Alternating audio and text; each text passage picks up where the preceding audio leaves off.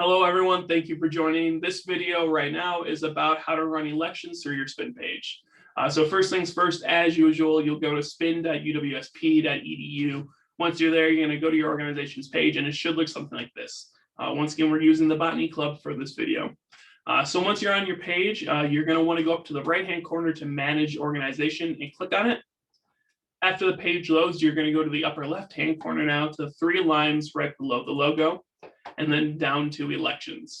So elections are a great function that you can use through the SPIN network that essentially allow you to make sure that you can have the elections, maybe your officer elections, maybe you're voting on what kind of big projects to do, whatever it may be. This allows you to go in, maybe set up an unanimous panel so it's not the officers running, so people can see the results, whatever it may be. It allows students to go in without actually having to be there to take part with a physical ballot. So maybe these students are non-traditional students, maybe they're students that have been joining your organization's meetings through Zoom appointments, whatever it may be. It allows a wider array of students to be able to access your elections and therefore more say in the actual process of choosing the officers, choosing the next program, whatever it may be.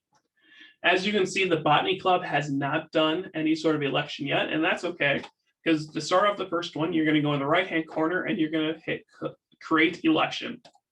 From here, it'll take you to a page, and maybe this will be your 2022 spring officer election. You want to make sure the name is as detailed as possible, so then in maybe the next year, you can just straight out copy this election and just change the names for who's running for president, vice president, etc. Additionally, you want to make sure that you include instructions, so maybe make sure that they only vote once, that they have until a certain amount of time. Although it will state underneath, having it on the page multiple times just make sure that it increases the chances that somebody's seen it and that they're not missing what's going on.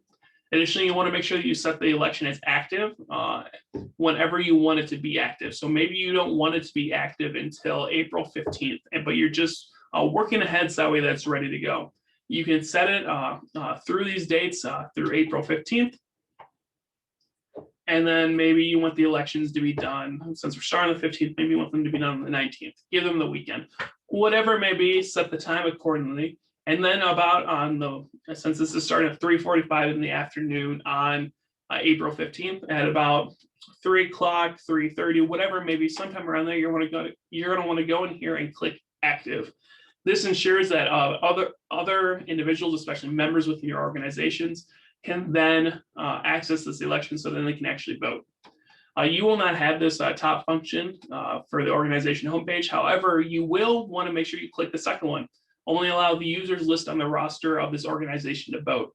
So this makes sure that maybe since we're going with the Botany Club right now, this ensures that somebody part of the Ukulele Club can't come in and vote on the officer election.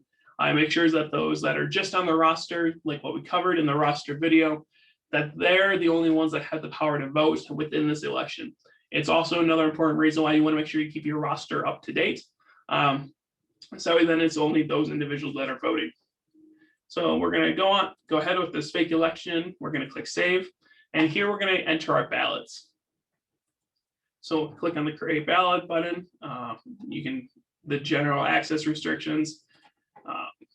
We're going to continue going in. Oh, I forgot to name it. Spring election. So we're going to click Save. And from here, you'll come up a page like this that looks very similar to the form page. So within here, you're going to want to make sure you put your instructions one more time of, hey, you can only vote once for president, twice for vice president, whatever it may be. However you run your elections, you want to make sure that you put all the details as possible in there. And then you have different options. So maybe they have the opportunity, because you're voting for certain representatives and you can vote for 3 out of a list of 7. Then maybe you want to do the checkbox list. However, if you're just voting for president or vice president, or president, vice president, treasurer, whatever it may be, then you want to make sure you do the radio button list. That way then they can just vote for one option, or maybe you prefer a ranking method. However you run your elections, you have options going through here. Additionally, if you prefer a write-in ballot, there's also the opportunity to have a text field in here as well. I recommend having a different page for each one of your different positions. So one page for president, one page for vice president, and so on and so forth. Once this is all done, it'll ask you, we'll go back to the ballots here. it'll give you the opportunity to go in here and look at the votes. So for the spring election, you'll be able to click on this, and then it'll pop up of John Smith won 54% of the vote, and Eliza Hamilton won 45% of the vote. Whatever it may be, it allows you to show exactly how much of the vote the people have. So then you have the receipts. That way, whenever somebody can be just like it was an unfair election, you have the numbers right there. Additionally, you can also send out a link to this ballot through your messaging system, through email, whatever it may be, by clicking on this link and then just sending it out to your organizations. Since you were smart and clicked it so it's just people that are part of your roster organization, if somebody else gets a hold of this link and tries to go to it, it'll come up as a dead link for them. So it won't even give them the opportunity to vote unless they're part of the roster. Thank you for watching this video. That's how you run the elections through SPIN. As always, if you have any questions, please feel free to reach out to the case office and we're more than happy to help you.